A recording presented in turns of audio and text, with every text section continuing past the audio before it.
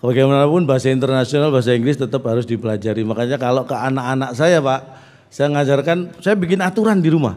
Kalau mungkin Bapak Ibu sempat mampir ke rumah saya, setiap hari Senin sampai Jumat itu semua anggota keluarga di rumah saya kalau berkomunikasi harus pakai bahasa Inggris. Jadi kalau satu kata selain bahasa Inggris denda 10.000 Pak. Saya bikin aturan seperti itu. Siapapun, kalau Sabtu Minggu baru bebas pakai bahasa apa aja. Karena saya di rumah kan Sabtu Minggu Pak. Jadi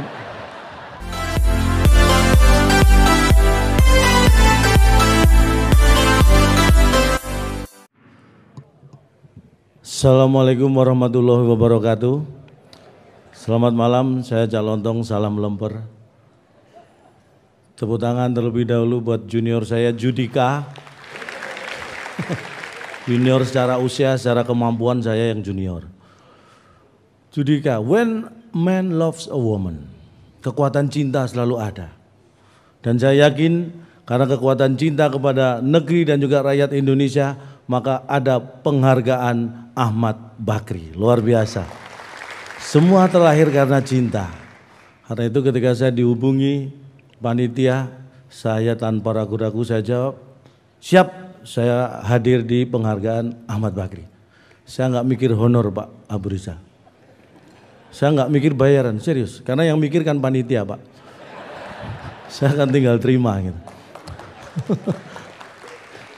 Itulah kekuatan cinta. Dan saya senang sekali karena saya sempat membaca ini. Saya ini bangga sekali ke-16 nih, mohon maaf, betul Pak ya. Penghargaan Ahmad Bakri yang ke-16 saya bisa hadir di sini, ini sangat membanggakan. Walaupun saya juga agak sedikit kecewa Pak Abu Rizal. Kenapa baru ke-16 ini saya diundang gitu. Padahal saya sudah siap sejak ke-10 Pak. Tapi tidak apa-apa, inilah kebanggaan saya.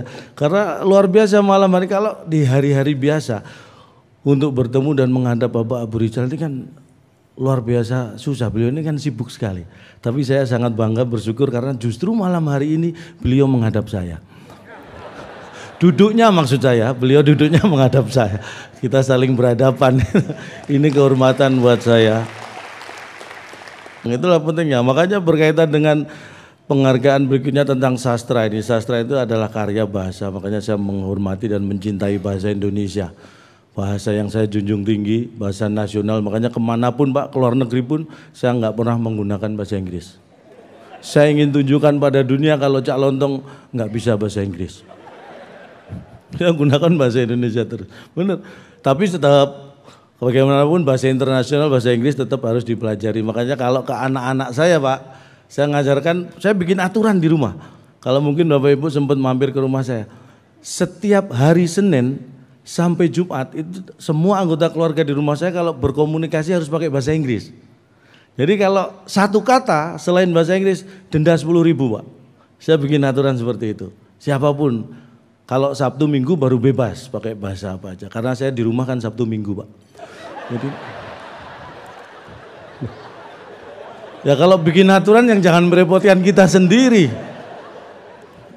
Nah, kalau setiap Senin sampai Minggu aturannya denda 10.000, saya paling banyak bayar denda nanti malah. Itulah yang penting, nggak masalah bapaknya nggak bisa bahasa Inggris, anaknya pintar bahasa Inggris. Itulah pentingnya sastra. Dan karya sastra kadang-kadang memang harus mengikuti perkembangan zaman. Kalau dulu zaman saya kecil tuh karya sastra yang paling terkenal kisah tentang Siti Nurbaya. Mungkin kalau zaman sekarang mungkin kisah tentang Siti Badriah atau apa. Harus mengikuti polanya, harus mengikuti perkembangan zaman karena bahasa itu berkembang. Tapi yang perlu kita ketahui, saya bangga sekali hormat saya buat Bapak Salim Said. Beliau ini menggabungkan nama yang sopan dari Indonesia dan bahasa Inggris. Salim Said, ya, luar biasa. Perpaduan bahasa yang luar biasa. Ini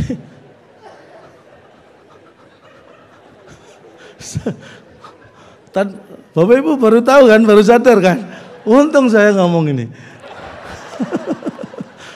Beliau ini luar biasa. Dan juga junior dari Bapak Salim Said yang malam ini juga akan mendapat penghargaan, Mbak Ayu Tami. Mbak, selamat malam, luar biasa, tepuk tangan buat Mbak Ayu Tami.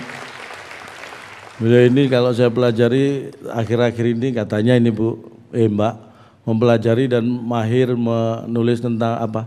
Spiritual apa? Kritis ya, spiritualisme kritis atau apa gitu. Nah, itu ditiru tetangga saya Mbak, tapi bukan dalam karya sastra, dalam kehidupan sehari-hari. Dia puasa untuk spiritual itu setiap hari puasa, sekarang kritis dia kondisinya. Kasihan. Ini harusnya dalam karya sastra memang bagus luar biasa, ini dalam kehidupan sehari-hari. Dan ini saya ingin menyampaikan ya, kenapa saya bangga dengan bahasa Indonesia. Saya ini terlahir di Indonesia, saya warga negara Indonesia, saya mencintai Indonesia. Dan saya tahu persis kita itu walaupun dalam sejarah dijajah 350 tahun hampir. Tapi begitu merdeka kita punya bahasa sendiri, bahasa Indonesia. Itu yang luar biasa. Tepuk tangan buat Indonesia. Dan saya bangga sekali karena Indonesia itu mohon maaf. Tidak ada yang bisa mengalahkan Indonesia dalam hal apapun. Bener, Pak Rizal ketawanya menghina gitu Pak. Saya belum apa-apa udah diketawain itu kan gak enak. Tunggu lucunya Pak. Belum tentu lucu loh ini. Ini saya mengatakan gini, peran Indonesia di internasional itu luar biasa. Kita mulai dari ASEAN. Mohon maaf bukan pamer, 5 bulan yang lalu saya dikirim ke Malaysia, Kuala Lumpur. Mewakili diskusi negara ASEAN. Saya tidak tahu siapa yang ngirim, tiba-tiba saya di sana Pak. Dalam diskusi negara ASEAN ini mohon maaf, Vietnam. Itu mempertanyakan prestasi Indonesia, urusan sepak bola Pak. Untung terjawab dengan prestasi sepak bola AFF U16 kita juara, tepuk tangan buat tim kita yang luar biasa. Padahal kejadian itu 5 bulan yang lalu belum terjadi ini juara AFF. Tapi waktu itu Indonesia mana prestasi sepak bolanya? Saya sebagai warga Indonesia berdiri Pak. Saya katakan jangankan negara ASEAN, negara di dunia ini mana? Sebutkan. Satu pun negara tidak boleh sombong soal sepak bola terhadap Indonesia. Brasil juara dunia 5 kali, silahkan gak masalah. Jerman 4 kali juara boleh. Italia 4 kali silahkan. Tapi ingat Brasil 2014 kalah dari Jerman di final. Ya kan? Jerman sering kalah dari Italia. Italia juga berapa kali terhitung kalah dari Brasil. Artinya apa? 3 negara yang pernah juara dunia ini pernah saling mengalahkan. Tetapi dari 3 negara yang pernah juara dunia, belum satu pun bisa mengalahkan timnas Indonesia. Siapakah yang terkuat? Indonesia. Makanya kita pertahankan, jangan pernah mau bertanding dengan mereka. Ini adalah cara optimis dengan modal minimalis ya ini. Saya jawab seperti itu Bapak Ibu, wakil Vietnam diem. Nggak ngomong lagi, orang saya pakai bahasa Indonesia dia nggak ngerti. Tapi yang penting diem sudah nggak bantah lagi. Buat saya nggak masalah. Duduk belum sampai setengah menit. Mohon maaf sekali lagi, wakil Malaysia. Oke, Indonesia boleh bangga soal sepak bola. Tapi soal SDM, kualitas manusia. Indonesia menurut orang Malaysia, SDM-nya kualitasnya menurun. Saya emosi lagi Pak. Datanya dari mana? Anda ngomong harus ada datanya. Tahun 70-an, tahun 80-an, Malaysia itu impor tenaga pengajar, guru dari Indonesia. Tapi tahun 90-an, tahun 2000-an, asisten rumah tangga, pembantu yang diimpor dari Indonesia. Kesimpulan mereka, SDM Indonesia kualitasnya menurun. Saya emosi lagi nih Pak. Data tidak bisa dibantah, mungkin itu benar datanya. Tapi kesimpulan mereka lah yang 100% salah. Bukan kualitas SDM orang Indonesia yang turun, kita tetap hebat. Yang turun adalah selera orang Malaysia. Loh iya toh, dulu sukanya guru, sekarang sukanya pembantu. Selera mereka yang turun.